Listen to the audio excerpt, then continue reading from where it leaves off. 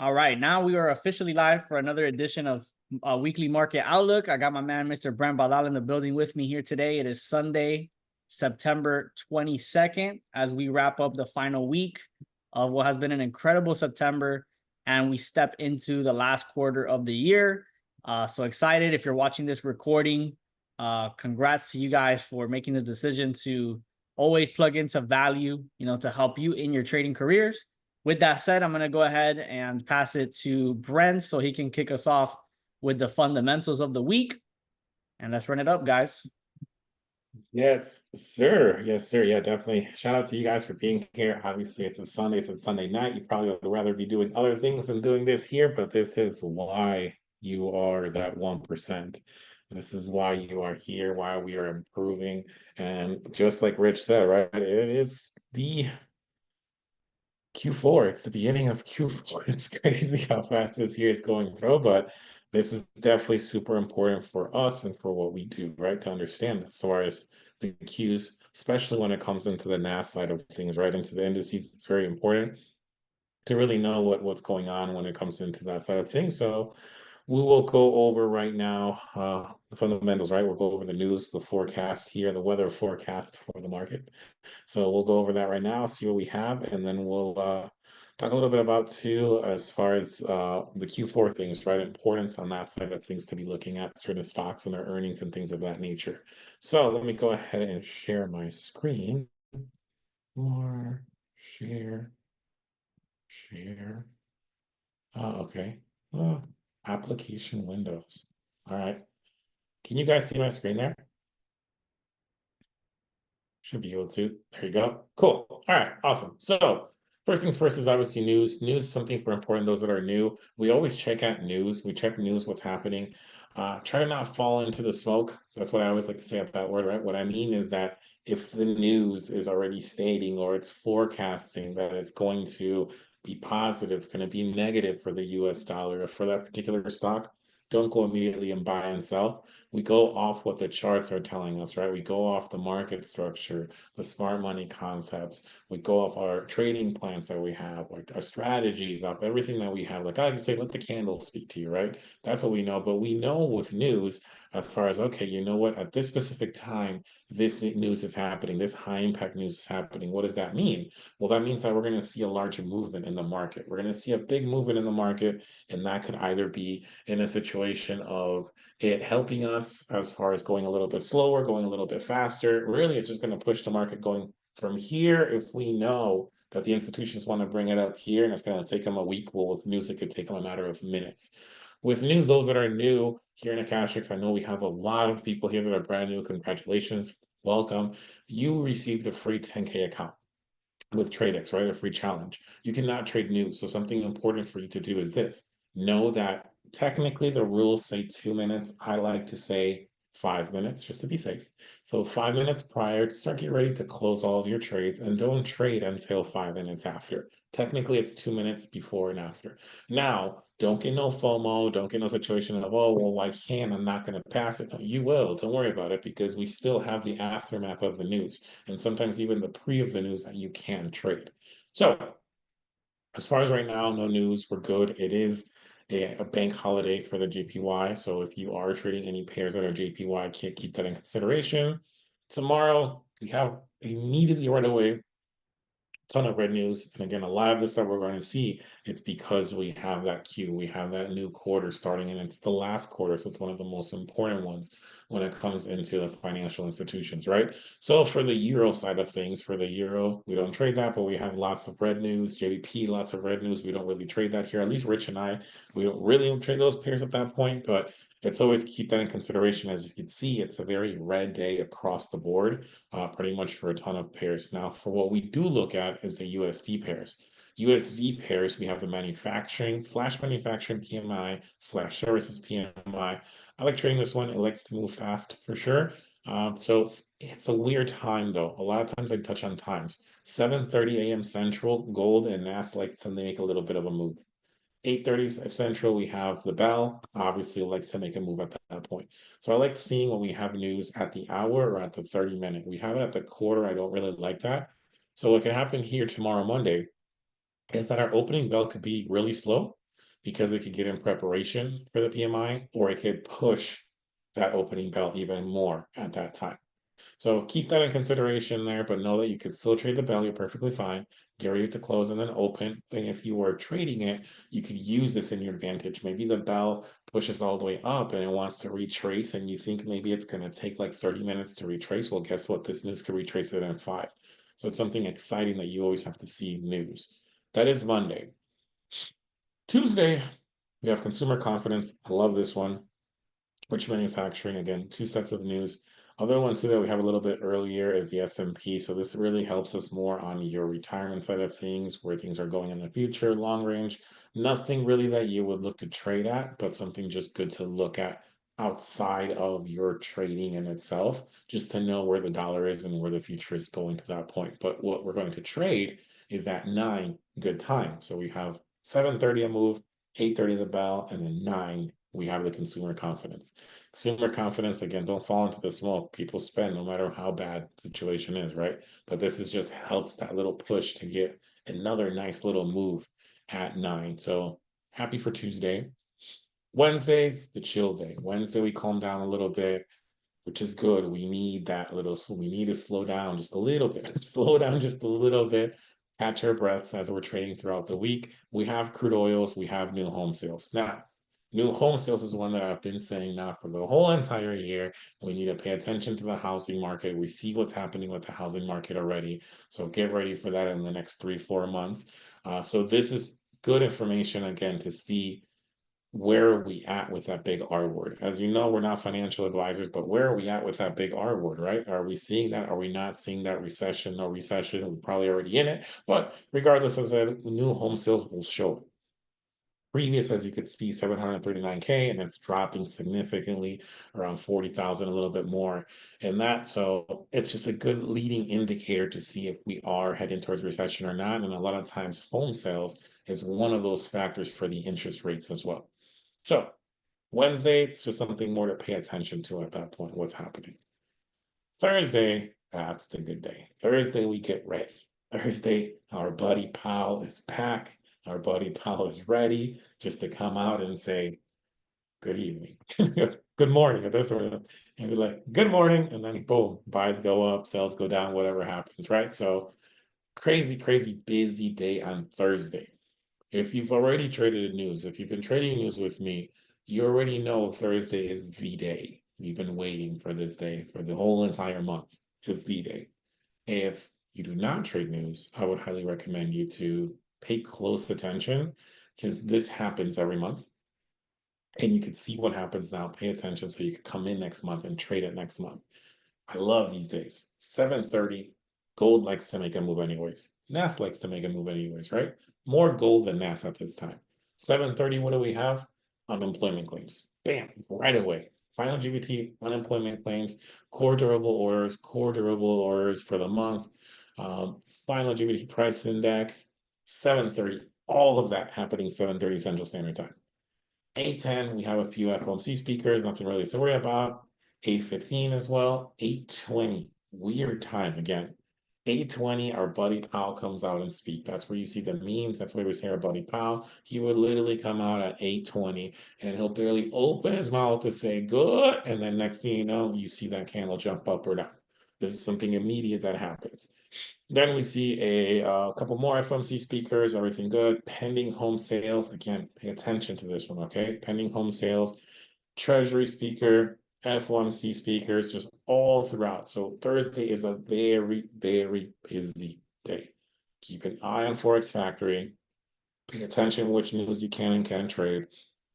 With these days, the biggest thing you know is like your set your stop losses, but it could still be slippage. There's a high risk, but there's a very high reward attached to it. It's just, it is what it is. It's a law of polarity.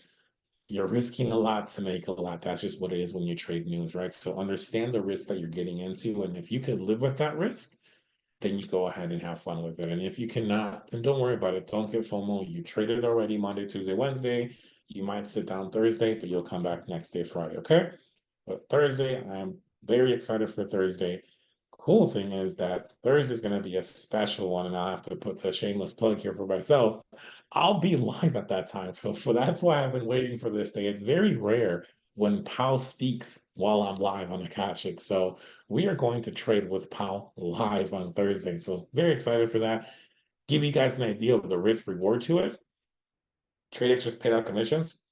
I'm buying myself a TradexMastery account. I'm putting the news add-on, and I'm taking a trade. One trade. Gives you an idea of the risk, but the reward that this can happen with days like these. So I'm super excited for Thursday for sure. And it'll be recorded on akashx too. So love it. We're about to make some history here.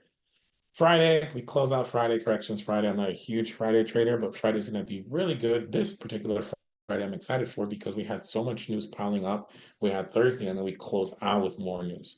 So we have core PC index, good trades, personal income, personal spending. Again, this is another indicator for recession. Wholesale inventories, revised consumer sentiment, what we just had, and then the revised inflation expectation. This one's really important too for the longevity side of things for the dollar. But again, excited for this week.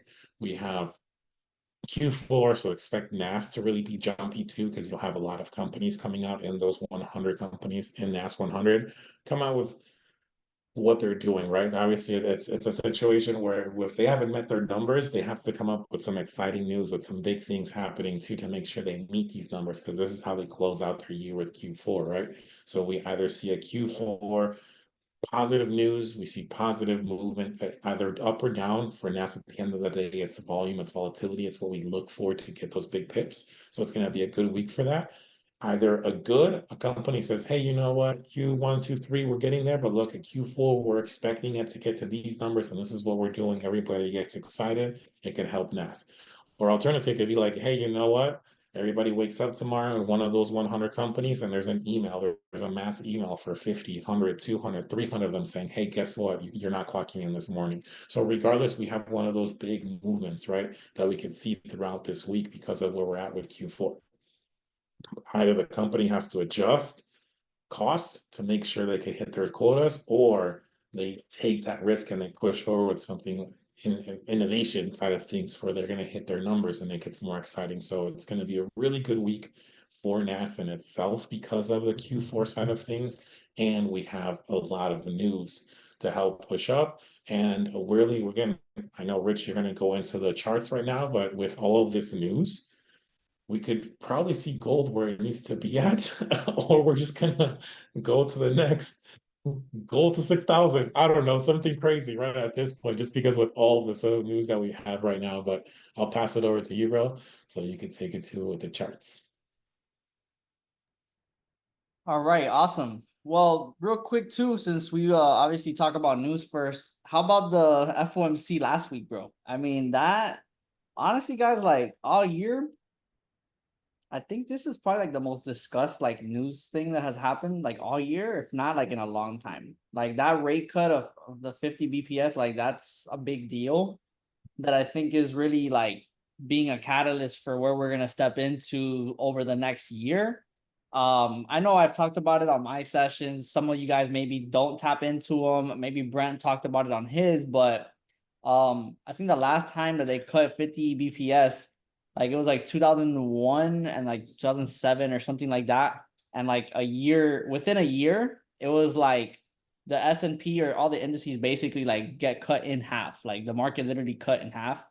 And like what's it called? Recessions were officially announced and unemployment went skyrocket. So if history repeats itself, we should see like indices absolutely crash in the next like within the next year.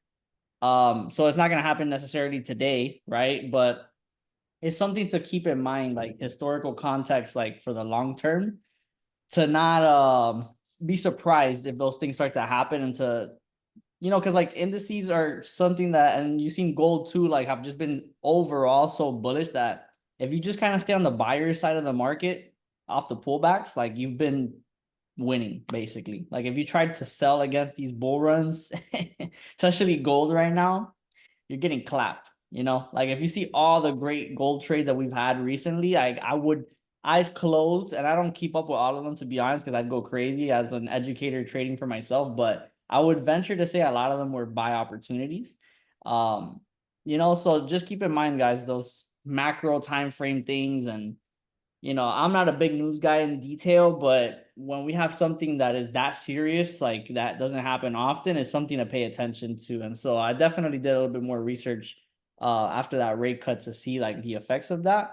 And yeah, they're big time. So I think it was mentioned as well that the last time they cut that much, there was another cut that follows very shortly after. So don't be surprised if we get another cut, maybe not as big, but maybe like 25 instead of 50.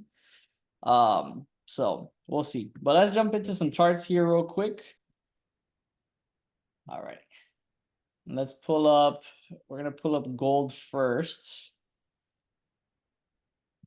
Pull up gold first. I need to clean up this NAS chart as well. We can see NAS doing this big thing right now. We're gonna get into this in a second, but I mean, wow, on a Sunday night, that thing's moving right now. As far as gold goes, so you know that we've been kind of looking at this every Sunday from a macro time frame, and we have talked about when we were at these specific levels ranging here. And I know we already talked about the breakout. We've seen that continuation go. The next real important piece of price for me, if we're going to continue to monitor this, is going to be the following. So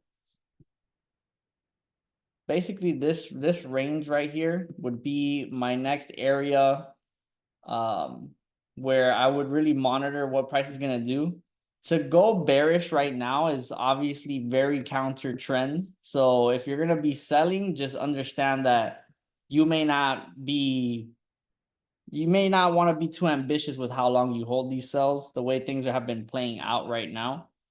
There's just literally so much bullish pressure. There's no indication at all of necessarily selling unless you're scalping like Brent, where you're not really looking for necessarily a home run, like super swing of price. But for the most part, I think that 25.90 price point is like a really good middle ground where we've seen price, kind of halt here, liquidity grab, and then eventually test this as, I guess you could call a support to rally off of. So really, like, everything for me would just be buying this whole momentum. I personally don't like chasing price, especially on gold.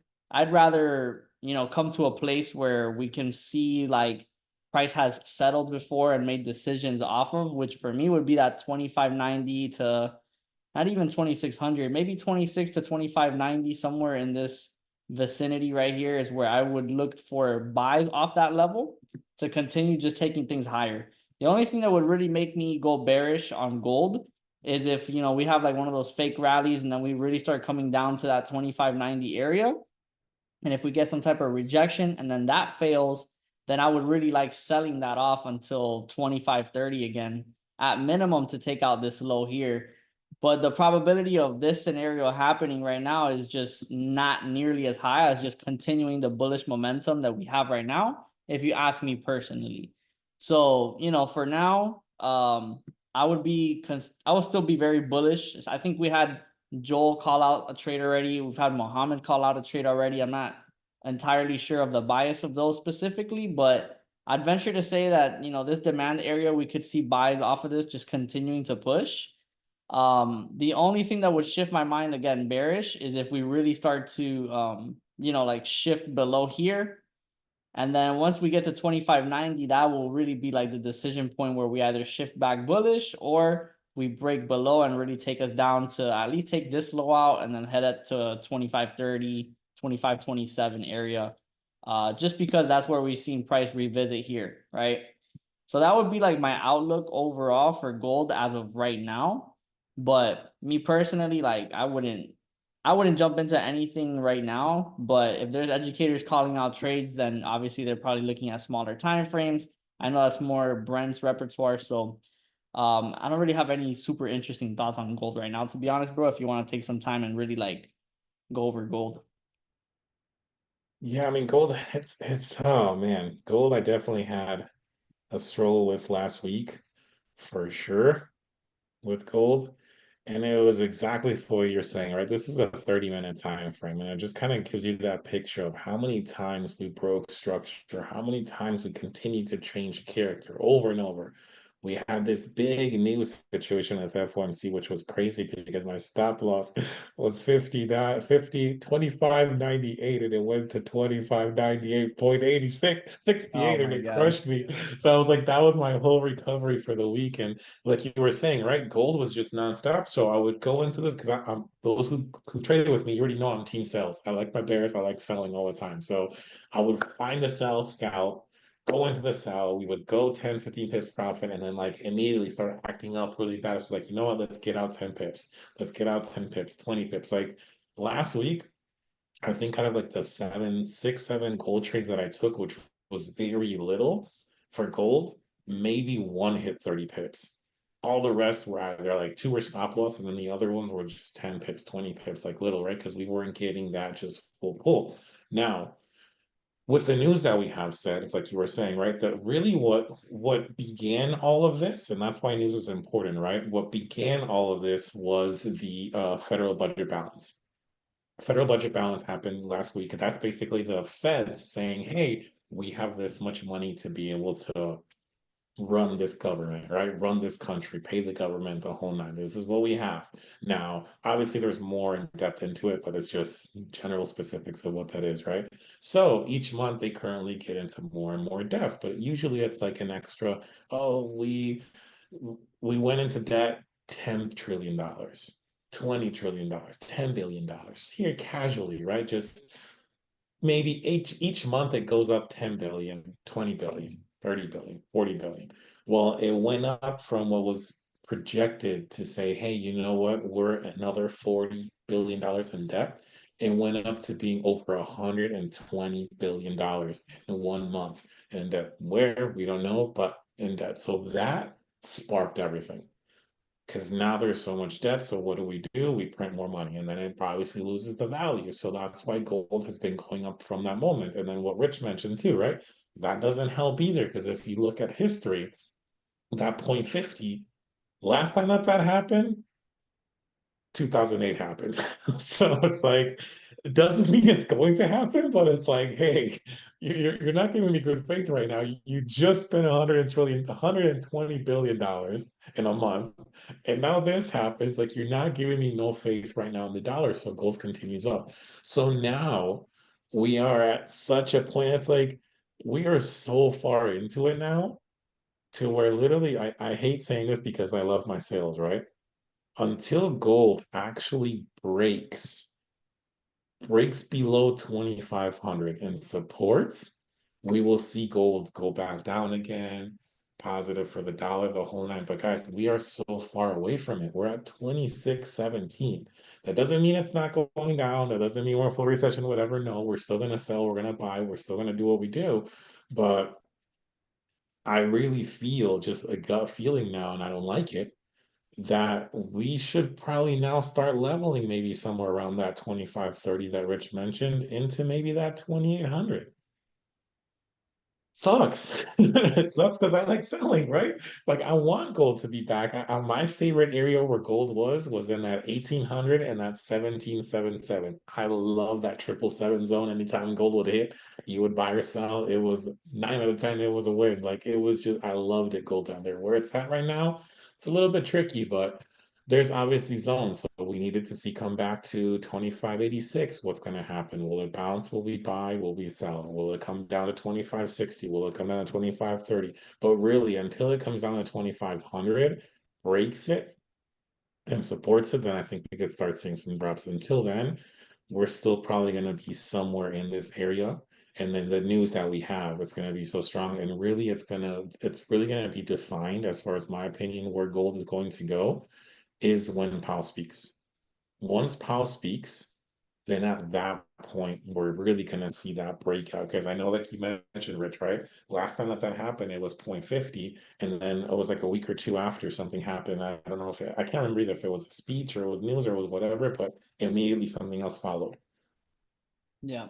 Powell's going to speak, and what is he going to speak about? Like bees and the birds? No, he's going to speak about obviously what happened last week. He needs to say, hey, Yeah. federal budget balance, interest rate. He's either gonna say, yeah, we're gonna bring it down, we're gonna bring it up. He won't give full details, but it'll be a following to this. Is it going to continue getting worse from the last two, or is he going to at least just, hey, we got it, don't worry about it, chill, we'll bring it down? That until that happens, really we won't know. So until Thursday, I don't think we really will know a true direction of where gold wants to go for this last quarter. Yeah. Yeah, bro. I mean, here's one thing I want to tell you guys. Like, I think most everybody here is probably in their first year of trading.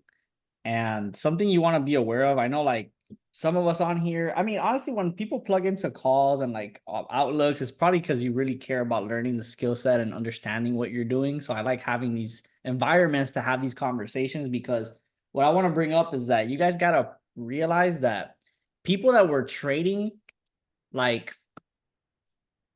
man, I want to say that over the last like couple years, like we weren't always in an environment where the main things that we trade are in all-time high territories, right? Like the way that you trade when we are in the unknown compared to like, oh, we've come down in prices. Like gold a year or two ago was in territory that had already been established historically, where you can pick zones, look at different things like where price can go to. But when you're in unknown territory, like all you could really do is just continue to assume that it's skyrocketing until we get like, I'm talking about like a whole month and several months of just bearish price action to really be like, okay, gold may be in a different direction. But I mean, right now, indices, cryptos, gold, everything is just like up. So like people that Okay. are investing, like buying cryptos, buying gold, buying silver, investing into the indexes, as far as like, you know, like you have index funds and stuff like that. Like you're in a great spot as an investor right now. Day trading is a whole different thing, right? And I was having this conversation with somebody like that I've known for a long time. I'm like, dude, this is the time to diversify. I know a lot of us like, you have your mindset of just trying to learn day trading right now because you're still getting your first year probably. So I know it's a lot to do all at once, but the thing is there's not going to be environments like this all the time.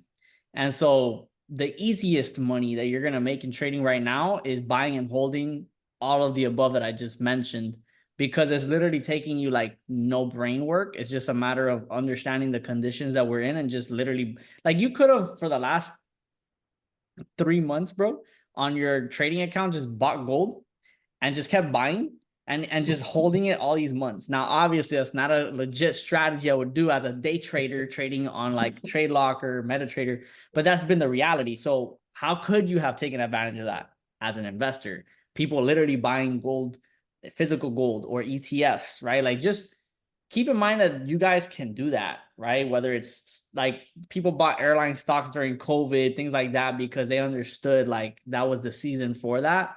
And we don't really have that much conversation around that, I think, because we're just so focused on like passing the challenges right now and doing all that stuff.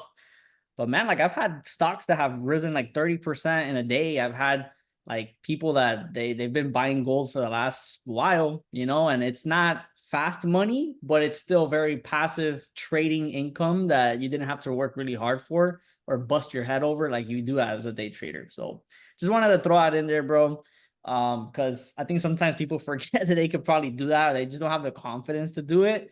And you know, yeah, I'm just glad. wanted to I'm bring that glad you up. mentioned that too. That you're right. You reminded me to say something really quick too on that, on the gold side of things, right? Which one, like you said, diversify, and even at that, what we're just saying too, guys. You could even diversify internally, so you could actually go and buy yourself a Tradex account with your commissions and with your 3 and free, and technically you would have paid next month, but instead of grabbing that money and then you're going to rob Peter to pay Paul and you're going to use that to buy another account, you could activate your news and your weekend tradings. So you can actually swing trade inside TradeX too. And just like Richard said, you could have literally a month ago, 2 months ago, click buy, put the stop loss down, put your TP at no more than 60% to make sure you don't burn the 60% rule, walked away, and then just wait until the notification is to put ding, close trade, and that's it. Like, I'm not a big swing trader. I know a lot of swing traders, and right now there's a ton, and that's what you said, right, Rich? There's a ton of gold swing traders that have just their Instagrams have gone quiet. YouTube University is shut down because it's an all-time high. And if you're not used to it and you haven't been around too long, and you don't have the right community, you don't have the right people, it's just you against the charts, you're lost. But then there's other swing traders too that are in their season. They know Luis is one of them. He loves swing trading. I'm not gonna say numbers are being recorded, but he told me, bro, like you should see one of my accounts. Like I need to figure out what I'm doing right now because my CPA is going to yell at me big time because I took a buy and I forgot about it. So it's like, guys, but he swing trades. He likes swing trading, right? Yeah. And I know swing traders right now, same thing on the indices side where they're having a ball. So you need to diversify even internally, and then outside of that, externally, like see you do. There's we spoken about this a couple of those before, right? Right when we had that big dip on everything, right on indices now. So I said, hey guys, like right now's the perfect time for a dividend, high dividend yield stocks right now.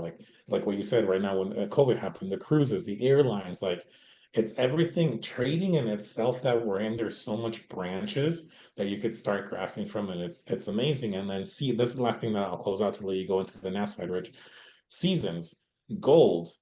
Gold moves in seasons. Historically, for years and years and years, for the 5 years that I've been trading, gold around October, it starts rallying up. December, it hits that peak, January, and then it drops every single one. Last December was the first December, and I don't know how many, I think like almost forever that gold did not, there was no bull rally.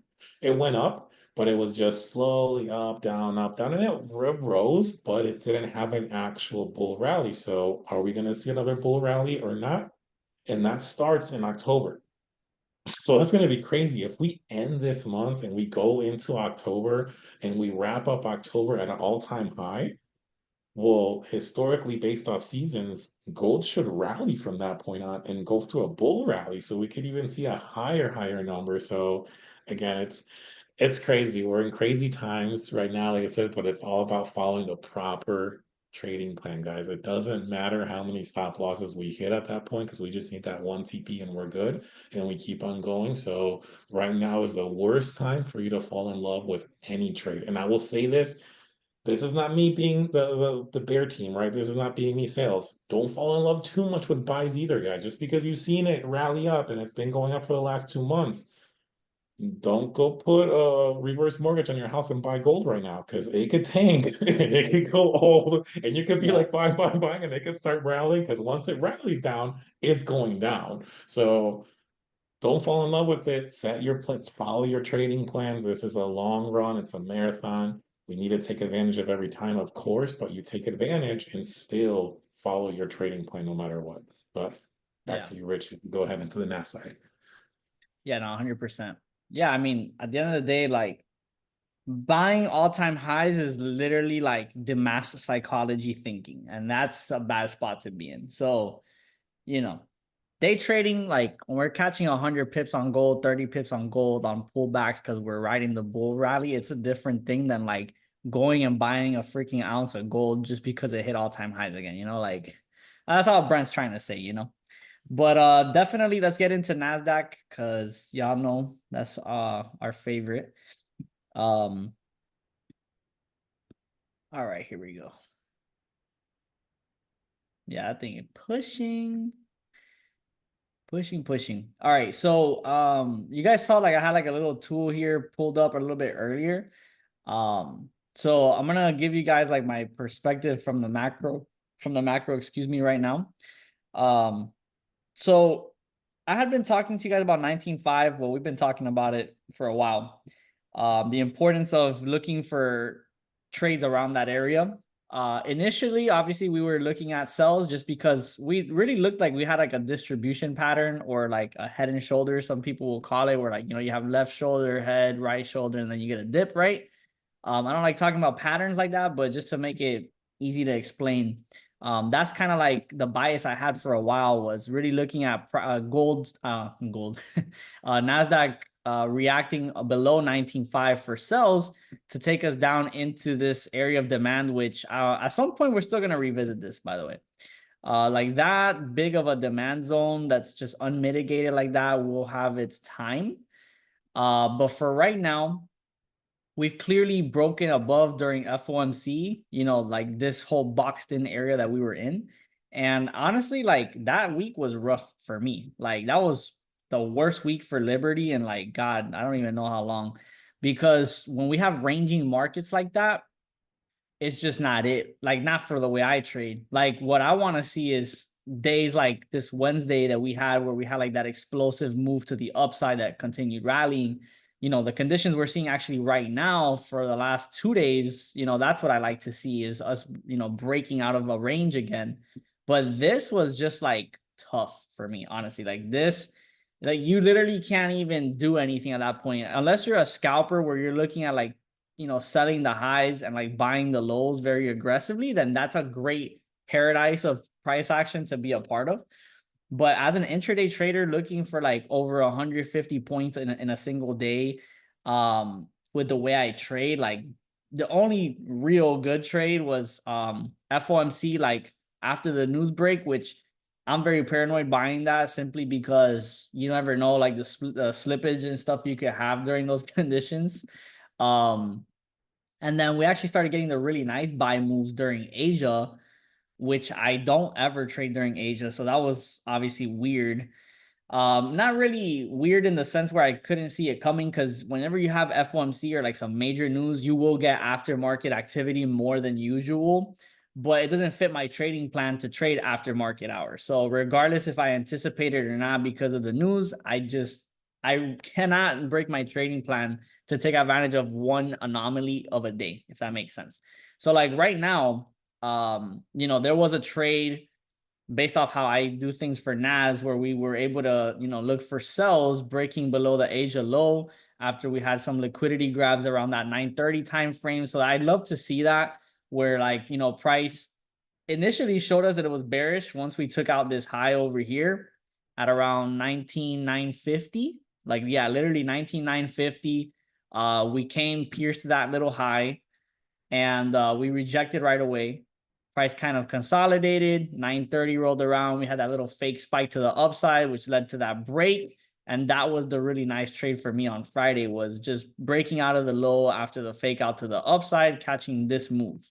Now, all that is to say, to catch us up with like what I see right now, is though we had that nice little sell-off on Friday, my targets were really like going back to 19.5 to see if this was just kind of like that little initial rally because of FOMC to then take us back down.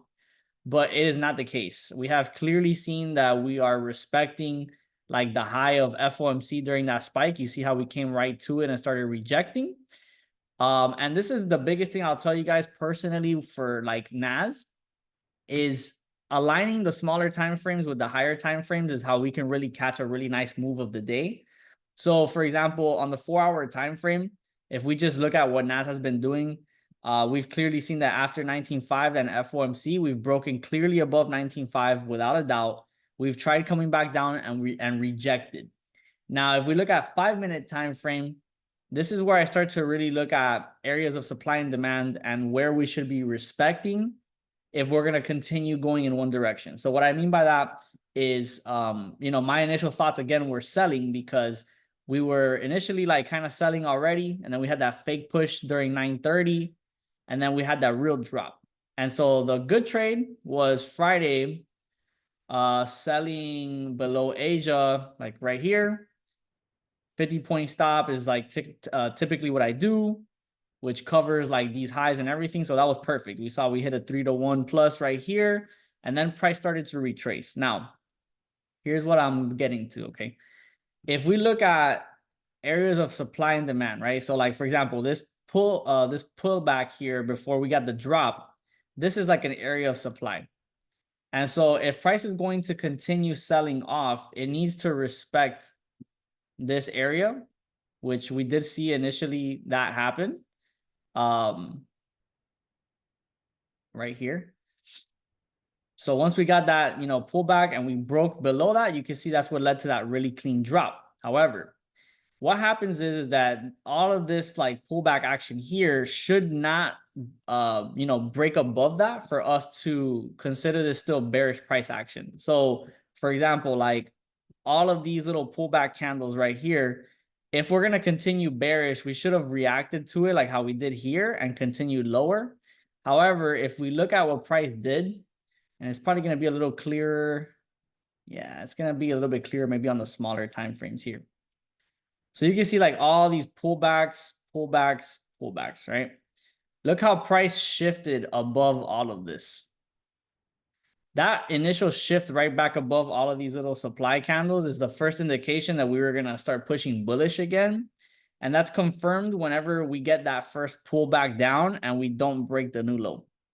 So we went from bearish to shifting here and respecting the low and now breaking back above again. So whenever we get like two shifts of structure or like that initial shift and then a break of structure is where I start to really say, okay, hold on, I think we're really shifting trend again. So my bias basically from Friday, that's why you saw I had that mark up there, was if we're going to stay bearish, we need to be respecting this area. We initially respected it, got the push lower, shifted, did not break a new low, and then we broke higher again above here. So once this move happened, that's where I was like, okay, we're really like pushing bullish now. So heading into tomorrow, because again, like right now, this is like dead price action for me looking at Asia.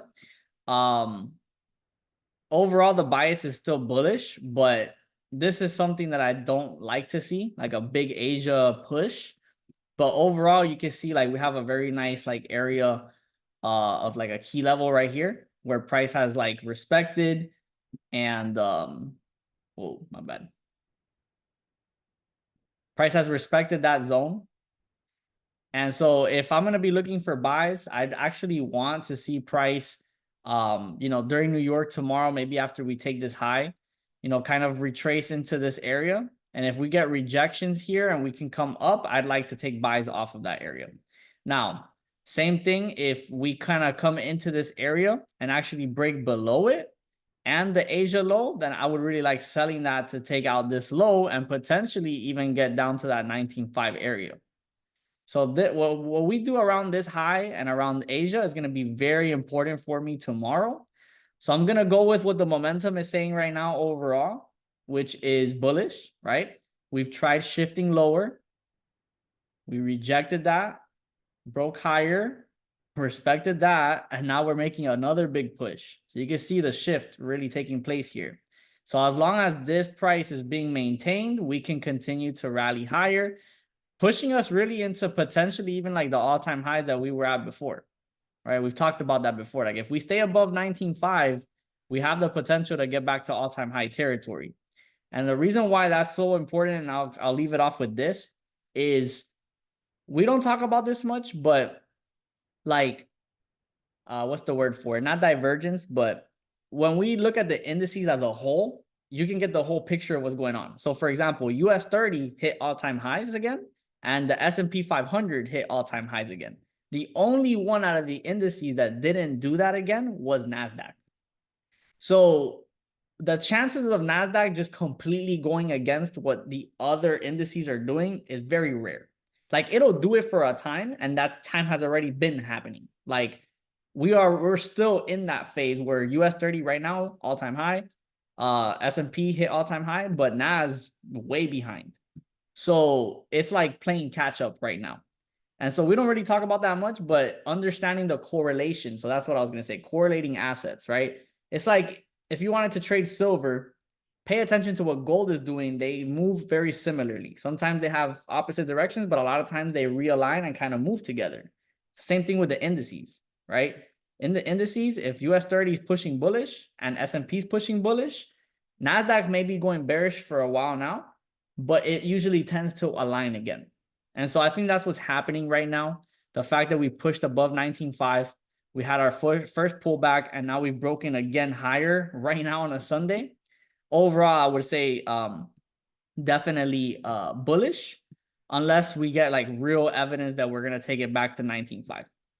So we'll leave it at that. But overall, guys, I think that we've tried coming below 19.5. It hasn't worked out. And that may be the catalyst to take us back into at least 20,000. I mean, for sure, 20,000. We're basically almost there.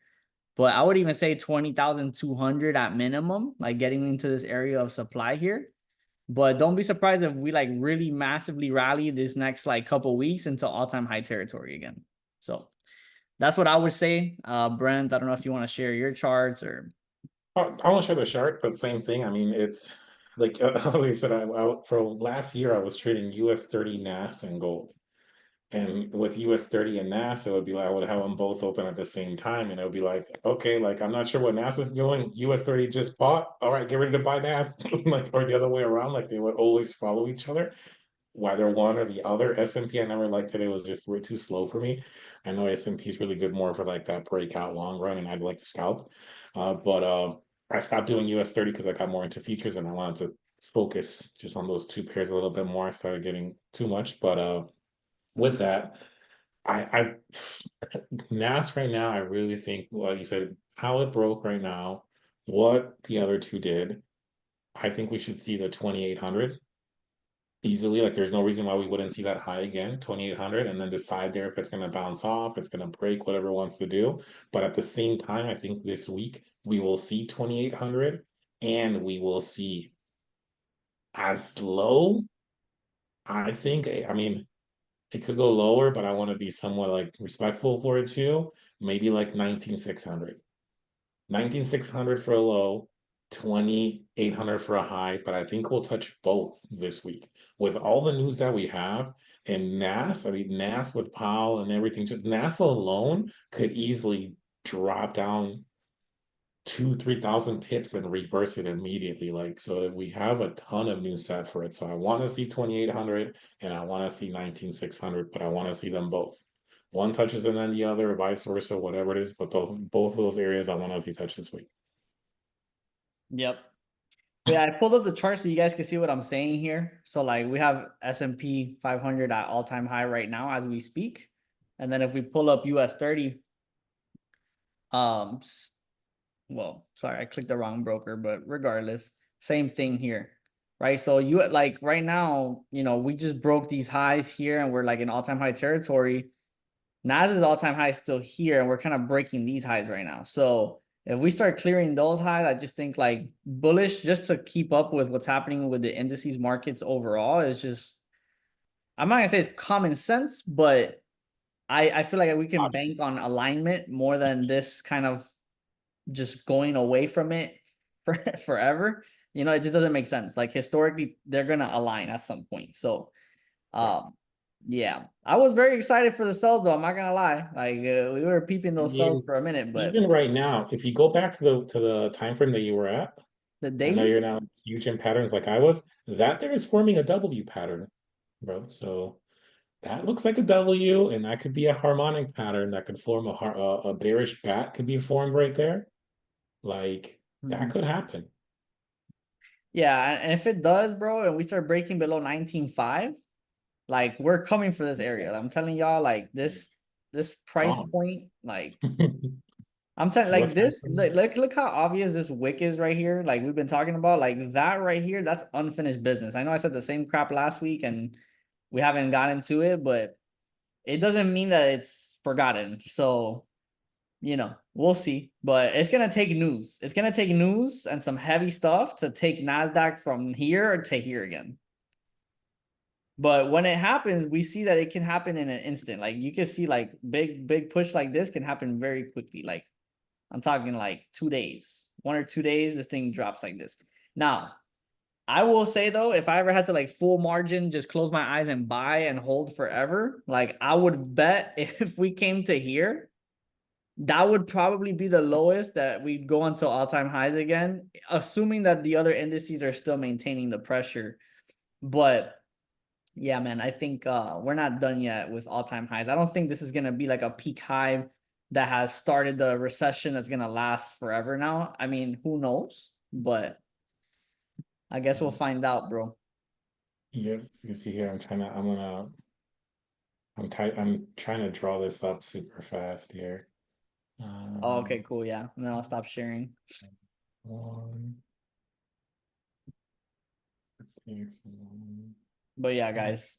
I mean, three, definitely just five. always pay attention to, are you ready? There you go, yeah. All right, cool. Obviously, this is like super messy, guys, but this is my messy side that like I understand alone. But like this is where this could like heavily tank, right? So this is NAS on the 4 hour time frame. I'll try to zoom it in. So basically here we have the start. We had the highest high right here. It's been respected.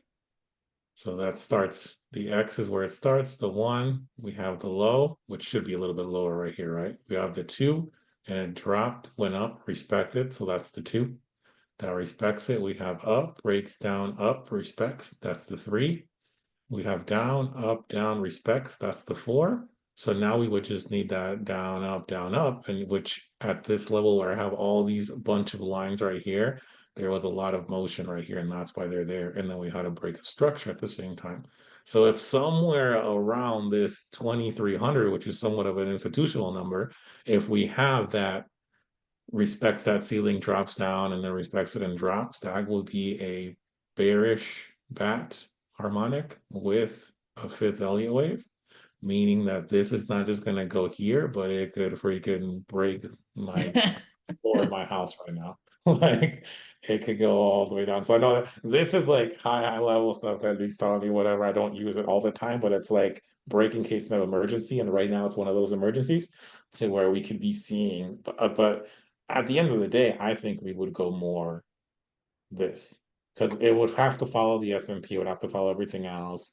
Powell has to come out and be like, I got you guys, which would help everything. So it has to, right? But that's where you can't fall in love. So we'll see once it gets closer to this range, what Yeah. starts happening and respecting. And if I see at that time, if I'm awake and I see the wave and I see everything happening, I'll send us a trade alert and we'll get ready for it. And that will be something to maybe hold for a while too. Because once we get that fifth Elliott wave at that higher high zone with the fifth Elliott wave and the bat, that's a good chunk of pips right there. I just realized Lewis was texting me. I was replying to him right now. Yep. But But yeah. yeah, man. Yeah, let me see. I think, I mean, for the most part, you guys know we pretty much break down NAS and gold on the weekends here to kind of get you guys prepped for the week. Crypto world wise, I mean, everything's kind of been ranging. Yeah, everything's been ranging for the most part. Crypto's at an interesting spot. Like macro time frame wise, and I'll leave you guys off with this just because I feel like we gotta talk about crypto once in a while. I only really look at crypto on the very like high time frames. I'm not a day trader of crypto. You will not catch me playing with that. But you know, right now with Bitcoin, there's really two scenarios that I'm seeing. Um, we're close to on a weekly time frame. Like we really pushed bullish these last 2 weeks. And if we start breaking structure above like this 65,000 price point, like if we break 65 above this high, like, man, let me tell you, like a shift of structure on the weekly time frame is a very big deal. If it's a 5-minute chart, not so much, but you know, we've kind of like pierced the highs here, made that initial push, respected the high, and continued to make like these little impulse moves to the downside. And personally, and I've said this before, like from a macro perspective, I still feel like we're gonna come lower on Bitcoin overall. Like at some point, I really feel like these imbalances on the in the mid 30s range, like 40 to 30, will at some point get there. But if we look at like this monthly time frame and we have 8 days left, if we look at all these wicks to the downside, if we continue to wick like that and we start closing the month very bullish like that, I would not be surprised that the next month, like we're hitting all-time highs again. Which for me, I don't like that because I'm trying to catch the discounts again down here. But I like in the next 8 days, if this last monthly candle closes insanely bullish, like above 65, like I would be very, very high probability that we at least get to like 77 or maybe even 80 from a psychological whole number perspective. From there, I mean, who knows? And that's gonna trigger all the other cryptos to go bananas. Just so you know, like we're gonna get into like fever season very soon with crypto and like the next, I say 2025. I think 2025 it's gonna be big. Like we've already had, you know, BlackRock and all these big institutions like step into crypto. Like they've announced this very publicly, but it's kind of been like a very stealthy, like slow integration that it like we go about our daily lives and it's just kind of like happening. But like they've made their bed and like they've settled into crypto already. Very like Mhm. subtly over time. So get on the wave, y'all. I'm telling you, like we talked about diversification a little bit earlier. You know, Armin is crushing it with the small cap stuff. I know Todd Humphreys talks about crypto as well. I mean, we know enough to know like the easiest thing you guys can do is with your profits that you guys are getting from your prop firms and everything like that, your commissions from MDC, like create a plan for yourself to take advantage of, you know, at least the major cryptos, especially Bitcoin. I mean, like, come on, you know. So There's leave you little guys off ones with too. that. When Bitcoin goes up, everything else goes up. It's like, can you type up really quick Cardano, please? ADA, Yeah. ADA. I have a few. I'm not big on crypto, but there's a few that I like. So it's like ADA slash USD. But it's Cardano. You're on the indices. That's why, bro. Yeah, switch it over Ah, to. I'm like, what the hell, Oh, yeah. bro? So with ADA right now, it is getting to its low again. Yeah, Cardano. Yeah, there you go. ADA USD. So it's getting to its low again. So that's good, right? Ooh, So it's at a really good spot to buy. You could wait a little bit more, but it's already at a good spot. If we see yo, gold shoot up, we see everything go up. Now, for me on crypto, I like utility. My personal belief, I know we're going over time, so I appreciate you guys still being here. I could be here for like hours on this part. My belief on crypto, I don't see us being the cyberpunk world where everybody now is paying crypto, but I see the government getting into a lot of things. Cardano is going to be one that's going to be very important for Africa. Africa, obviously, huge country. They don't really have much as far as like their own like value with their own dollar. It's really hard a lot of times for people in Africa to be able to buy certain things. Like there's not certain like at certain regions, areas, there's not banks, this and that. So that's where ADA comes in. ADA and Stellar XLM are going to be huge for the countries that don't have much of an actual like transactional dollar where their dollar same thing we should see that in a lot of Latin America too where you go to certain countries where like you're gonna buy one pop, right? Or soda, whatever you call it, depending where you're from, and you need a whole briefcase of their dollar bills or like their bills to pay it, right? Those companies is where Cardano is going to be interesting. So yo, Cardano right now is at a very sharp point to buddy, buy. this is a play right here, bro. Yeah, I know. Like this is a play right here Like because I'm going. I've been meaning to message right now tonight. Between tonight and tomorrow, I want to message Armin because I don't know. Like like I gold, I could say three up, three down, but like I want to send this as a play as a buy, but I don't know like how like he does. But this one here is one that I want for sure. That I'm sending. So Cardano is one that I this like. guy's holding out on us, bro. So another one that I like too right now, but so here's another one that it's like I wish it dropped lower, and I don't like doing breakoffs. But if you go to Link is another one. Chainlink is going to be super important. Like Chainlink is one of my favorites. Chainlink, I actually have like I was gonna come out with a shirt and everything to like do. I really liked it. But Chainlink is really tight when it comes to security. That's what they call Link. They're going to do a lot of security things. If Chainlink breaks above 13 and supports 13, we could hit it back into those 40, 50s, maybe even go into that high range because where it's finally leveling off. Like it stayed steady for so long and it finally broke out. It Yep. leveled again. It's going up. So if it actually respects, goes above 13, it'll skyrocket again and we'll see those 40, 60s, even 100. There's enough. I can't remember exactly, but I know there's enough cap for Chainlink to go like to 180, I think, something like that. So like there's a lot of room for Chainlink still to go up. So again, I don't look into every single one. There's just the ones that I Nah, personally this is hold. they're both clean, bro. From what I'm paying attention to, those two I'm liking. But like I said, I need to ask Armin as far as like what's my three up, three down when I send because it's all percentages when you send it on there. So I need to figure it out. But I want to send these two to the akashx app. Bro, But I'm not gonna lie, like I'm willing to put some bread into that because like just from a technical perspective, guys, like this is like what I talked about on NAS, but we're seeing it from a macro perspective on we're seeing it on the macro perspective on these cryptos that Brent had just mentioned. Like you get this big drop off. Obviously, market structure wise, we're making new lows. Here we leveled off, right? Made those new highs, shifted above here, Now all of this has been one big retracement, but if it finds support here, and especially if we start shifting structure back up, like the minute that it clears like this high at like 12.7, like Mhm. that's a shift of structure on a weekly time frame.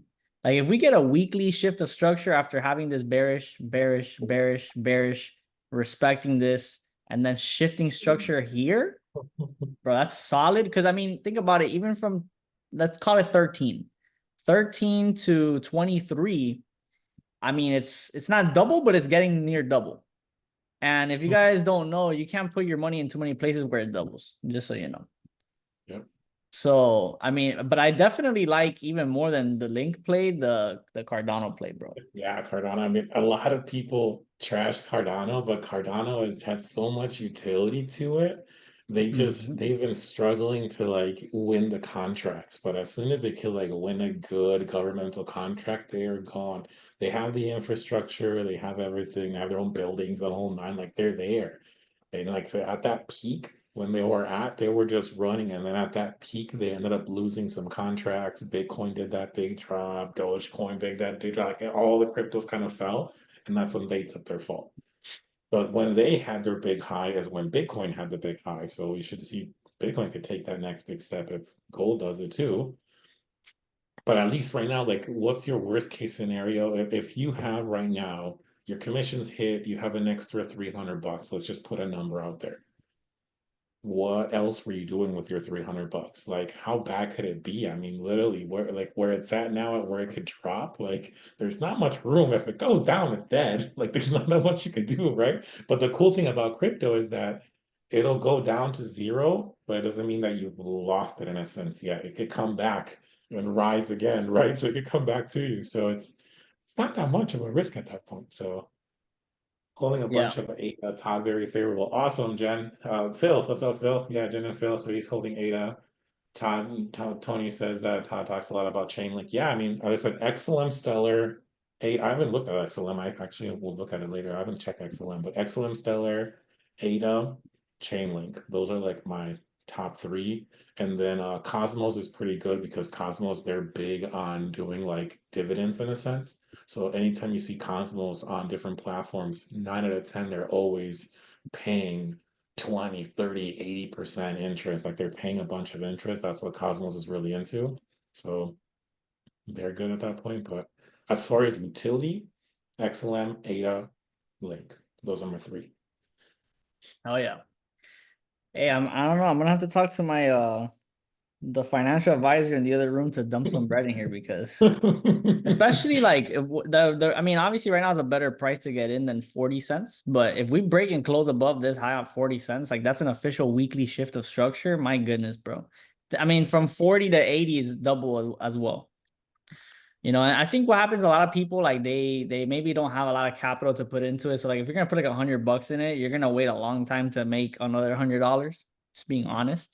But that's why I Mhm. say like you should. I feel like you should really like not put a lot of money into your personal trading accounts. You should leverage the fact that prop firms let you get in for less than $1,000 for max capital, and actually take most of your cash and dump it into stocks, cryptos, commodities, things that your big chunks make a difference. Like if you take 5 grand and you put it in, which I'm just throwing a number, right? And you put it into something like that and you double up, like, okay, well, that's a meaningful flip, you know, versus just $100. I'd rather take the $100, put it into a prop firm, scale the prop firm, take out the big chunks and dish it into things that I can really feel like the 50% gains, the 100% gains, etc. So I mean, we seen it with our Mints boys at the event in Canada, bro. I mean, when you guys got Yeah, like multiple four figures to dump into some cryptos and some stocks and stuff that you just hold for a year or two, because it took them a year or two. I yeah. mean, you know what's funny, bro? And I want to leave you off with this. Like sometimes people worry so much about trying to make the profit so fast on like a forex trading account, like a prop firm, and like they go on this back and forth with their P&L and passing challenge and all this, and they think that like making 20 grand off of like a 10K investment that takes a whole year is too long.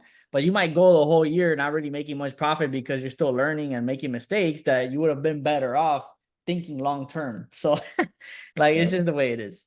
No, yeah, and that's the important about events. I when I started in this 5 years ago, I went into binary trading because I had to buy Bitcoin, which I never knew what it was, to pay into my binary. I started looking at other things. I started just searching through. I found these. The other one that I always speak about is Solana. I found Solana before it came out and I didn't buy none, which is so stupid. I was gonna put 500 and I didn't. I would be like filthy rich right now, and I didn't. I'd be like, I would have stood up on the argument boards, and be like, hey, chill out. Look what I do with Solana. Because Solana was crazy. I was buying it at zero. I would have bought it at zero for $500. Now it went up to like 300 and something crazy. But I stopped doing it because of what Rich said.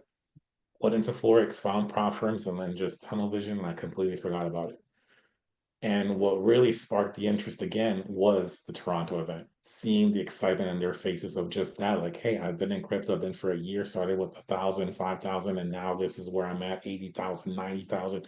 One dude bought his AMG cash. Like, I was like, man, like, why did I stop looking at crypto? Like, what the heck? So that's really what sparked me when I kind of get back into it, guys. So with that, we just had our London event yesterday. You guys missed it, but you could still tap into the Slovakia one. We have Budapest for the My Daily Choice side of things.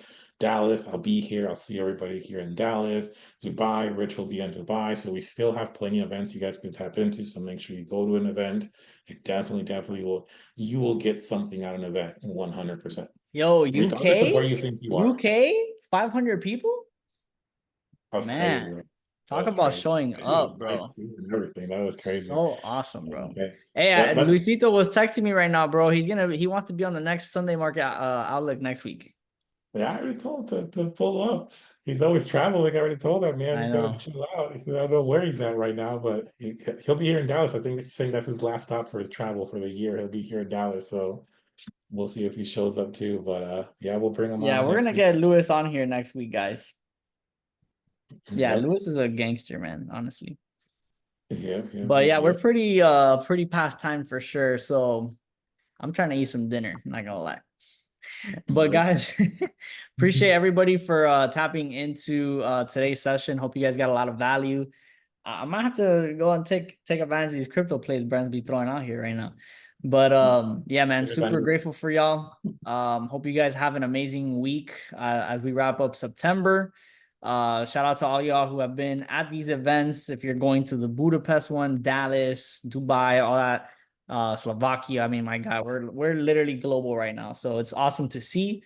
So catch you guys there. Catch you on the sessions as well. And appreciate y'all. So peace, good night, and let's run it up.